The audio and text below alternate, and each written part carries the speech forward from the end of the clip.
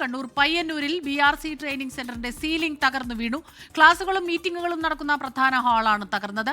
അരുൺ പൂപ്പറമ്പയാണ് ചേരുന്നത് വിവരങ്ങളുമായി. ആദ്യം ആ ദൃശ്യങ്ങളാണ് ഇപ്പോൾ പ്രേക്ഷകർ കാണുന്നത്.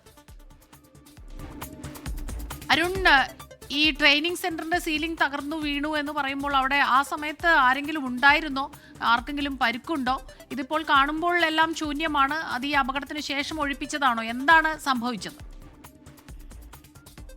സ്മിത, അപകടം നടക്കുന്ന സമയത്ത് ആ ഹാളിൽ ആരും ഉണ്ടായിരുന്നില്ല. അതുകൊണ്ടാണ് ആർക്കും തന്നെ അങ്ങനെ പരിക്കോ മറ്റ് അപായങ്ങളോ ഇല്ലാതിരുന്നത് എന്നതാണ് വളരെ പ്രധാനപ്പെട്ട കാര്യം. പയ്യന്നൂർ ഉപജില്ലാ വിദ്യാഭ്യാസ ഓഫീസ് കോമ്പൗണ്ടിൽ പ്രവർത്തിക്കുന്ന BRC കെട്ടിടത്തിന്റെ മേൽക്കൂര സീലിംഗ് ആണിപ്പോൾ കനത്ത മഴയിൽ തകർന്ന് വീണത്.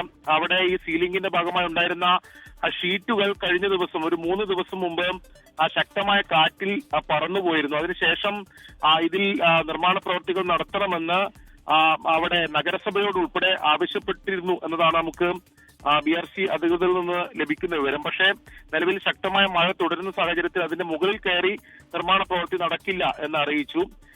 ഇപ്പോൾ വീണ്ടും ശക്തമായ മഴയിൽ ആ സീലിംഗ് ഉൾപ്പെടെ തകർന്ന് താഴേക്ക് വീഴുന്ന സാഹചര്യം. മീറ്റിംഗുകൾ, അതോടൊപ്പം തന്നെ ക്ലാസുകൾ, ഈ പരിശീലനങ്ങളൊക്കെ നടക്കുന്ന പ്രധാനപ്പെട്ട ഒരു ഹാളിന്റെ സീലിംഗ് ആണ് ഇപ്പോൾ ഈ തകർന്നു വീണിട്ടുള്ളത്. അത് വീണ്ടും നവീകരണ പ്രവൃത്തി ഉൾപ്പെടെ നടത്തണം എന്ന ആവശ്യമാണ് ഇപ്പോൾ BRC അധികൃതർ നൽകുന്നത്. ആ സമയത്ത് ഈ അപകടം നടക്കുന്ന സമയത്ത് അവിടെ നേരത്തെ തന്നെ അതിന്റെ ഈ ഷീറ്റുകൾ പറന്നുപോയ സാഹചര്യം ഉള്ളത് കൊണ്ട് തന്നെ ആ ഹാൾ കഴിഞ്ഞ ദിവസങ്ങളിലൊന്നും പ്രവർത്തിച്ചിരുന്നില്ല.